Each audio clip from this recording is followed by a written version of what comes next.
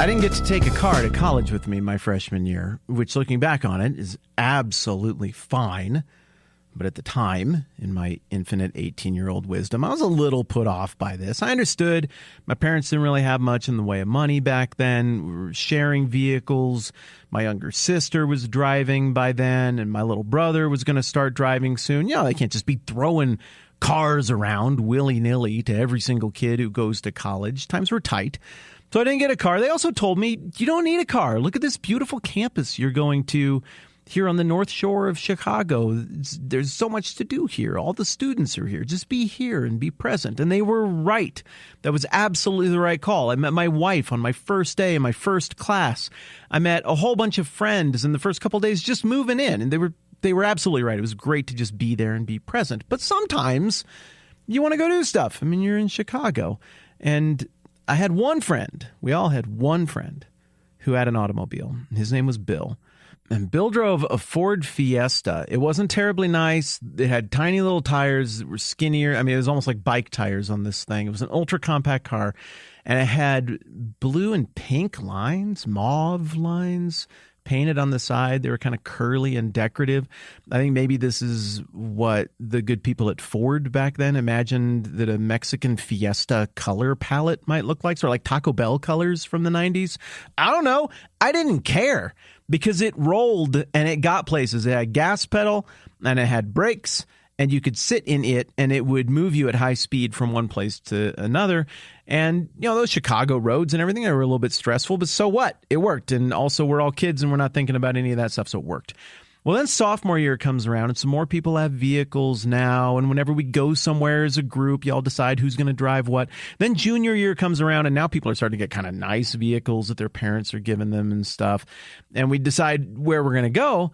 And what would happen is everybody inevitably, you know, would start volunteering to drive or whatever. And Bill would be like, I'll drive. But then people who used to love to ride in the Ford Fiesta suddenly were making up excuses about how they don't want to ride in it anymore. They're like, oh, you know, safety-wise, it doesn't really have enough seatbelts. I'm just concerned, does it have anti-lock brakes? I mean, with the weather being the way it is and whatnot. You frauds. That car was absolutely fine for you 2 years ago. You didn't care about anti-lock brakes.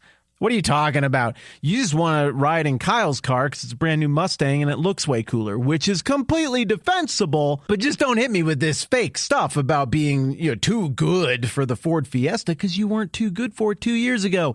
If you had problems with the safety standards on the Ford Fiesta, you should have brought that up 2 years ago, but you didn't because it was the only option. And deep down in your heart of hearts, you thought it was absolutely fine. And this is all perfectly logical to you because you can see all of the psychology and everything that's going on here. Likewise, the Apostle Paul brings up a buddy and a traveling companion of his named Titus in Galatians chapter 2. And in this metaphor, Titus is Bill's Ford Fiesta. Paul and Titus, they had all kinds of adventures and travels together, and Titus was rock solid, absolutely reliable. There's a book of the Bible named after him, and Titus went with Paul to Jerusalem on one of these trips. And apparently Titus, and if you didn't catch this already, that's a very Gentile name. I mean, Titus, ironically, is the name of one of the two guys, him and Vespasian, who would destroy the temple in Jerusalem just a few years after the writing of the book of Galatians. So it's a very Gentile name. And Titus went to Jerusalem, and apparently he met with both of these two camps from the Jerusalem squad, those who were inclined to support Paul in saying, yeah, the gospel is just for the Gentiles and they don't probably really need to do anything, just accept Jesus, you know, bend the knee to Christ as Lord and move forward. But Titus also apparently met with a bunch of the Jewish Christians who later came up to Galatia and caused these problems in these churches because they wanted all of the Gentile Christians to get circumcised. And remember, Titus is a Gentile Christian. So think about what a weird trip that must have been for him. You go to Jerusalem, it's foreign, everything smells different, the food is different, you're from a totally different culture. And on top of that, everybody's constantly pestering you and wanting to know the status of your genitalia. You saw You're from Greece then? Yeah, man. Is it nice up there? It's just, yeah, it's absolutely beautiful. They got a lot of olive oil, right? Yeah, really, like the most extra virgin olive oil. It's really great. That's awesome. You still got your foreskin on there? What now? I mean, really weird trip for this guy, but it seems like Titus endured it very dutifully. And it would seem that all of the Christian leaders from Generation 1, the original followers of Jesus, they didn't bring anything up. They didn't have any complaints about Titus. It didn't come up at the Jerusalem Council.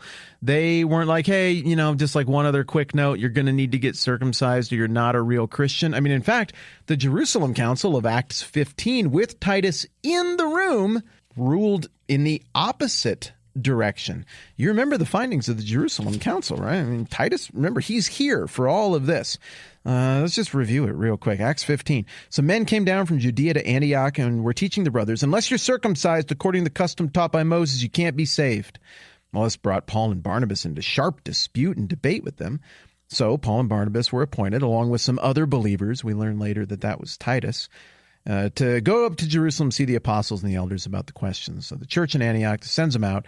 They go and they travel there, and the apostles and elders met to consider this question in Jerusalem. This is all Acts 15. And then after a bunch of discussion, Peter gets up and he's like, hey, brothers, some time ago, God made a choice among you that the Gentiles might hear from my lips the message of the gospel and believe.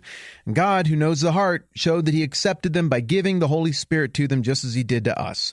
He made no distinction between us and them, for he purified their hearts by faith. Now then, why do you try to test God by putting on the necks of the disciples a yoke that neither we nor our fathers have been able to bear? No, we believe it is through the grace of our Lord Jesus that they were saved just as we are. And then the whole assembly became silent, and they listened to Barnabas and Paul telling about the miraculous signs and wonders God had done on the Prove It journey, the first missionary journey, probably where the Galatian church got established. And when they finished, James spoke up. Brothers, listen to me. Simon, that's Peter, has described to us how God at first showed his concern by taking from the Gentiles a people for himself. And then he quotes some stuff from the Old Testament, and he says, it's my judgment, therefore, that we shouldn't make it difficult for the Gentiles who are turning to God. Instead, we should write to them, telling them to abstain from food polluted to idols, from sexual immorality, and from the meat of strangled animals, and from blood. It might seem like a weird list to you, but that was the list. I talk about it in another series somewhere if you want to know more about it.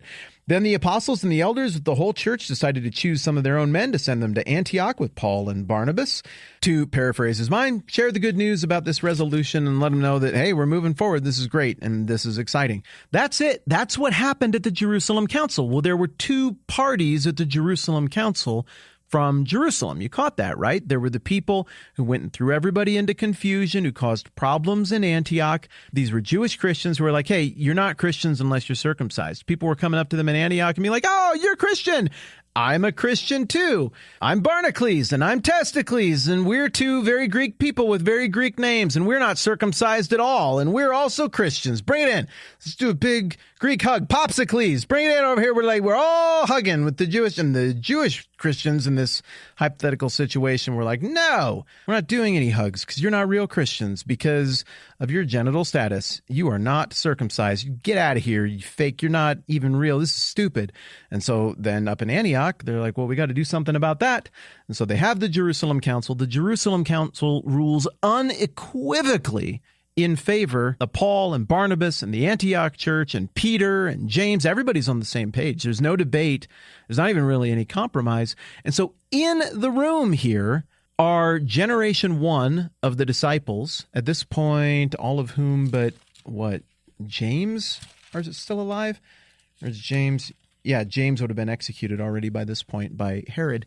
So pretty much all of them would have been there at this point. And then also in the room are the agitators. I don't know what else to call them. At times they get called the Judaizers. These are the people who went to Antioch and caused the problem in the first place for Barnacles and Testacles and Popsicles and said that you guys aren't Christians because you're not circumcised.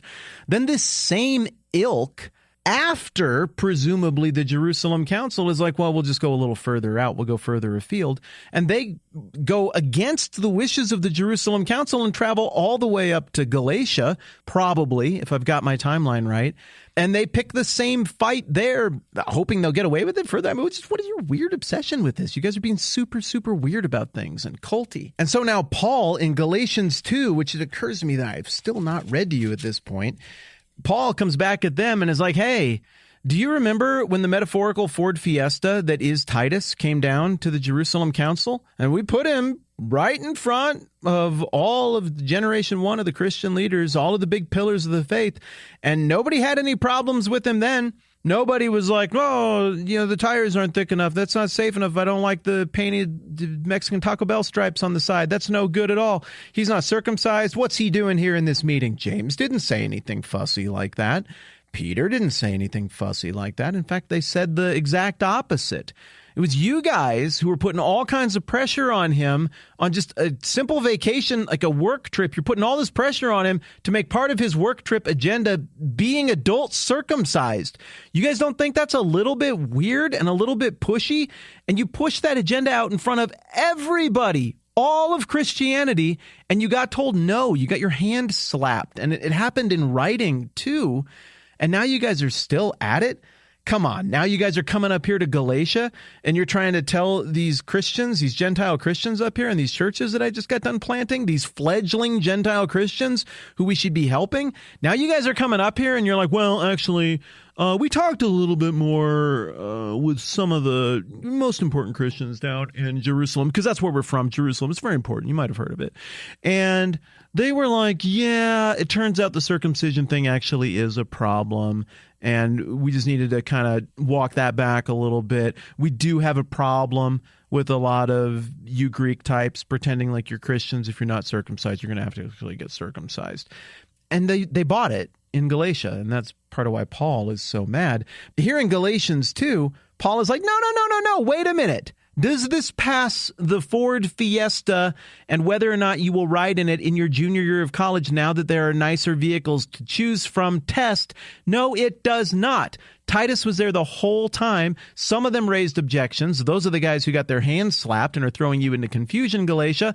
And the other people who met with Titus, the pillars of the faith, they didn't say a dang thing. They didn't raise any objections. There was no problem, so there is no problem. And now I've done it. I've gone off. I burned all of our time cracking jokes about fake Greek names and talking about circumcision. And now I didn't read you the part of that's actually from the Bible. We did Bible today. We did Acts 15, so that's pretty good. But I got to actually read you Galatians 2 and break down what Paul actually said and how he actually employs Titus as a test case here. I should have done this the other way. I probably should have done this the other way. Whatever. We are what we are, and here we are. So we're just going to pick it up right where we left off tomorrow. We're going to look at Galatians 2. We're going to see how Paul articulates all of this. I bet it's going to be a lot more efficient and have fewer infantile jokes than I had, and we will just go from there. All right, I'm going to hit pause. We're coming back tomorrow. All right, I'm Matt. This is the 10-Minute Bible Hour podcast. Let's do this again soon.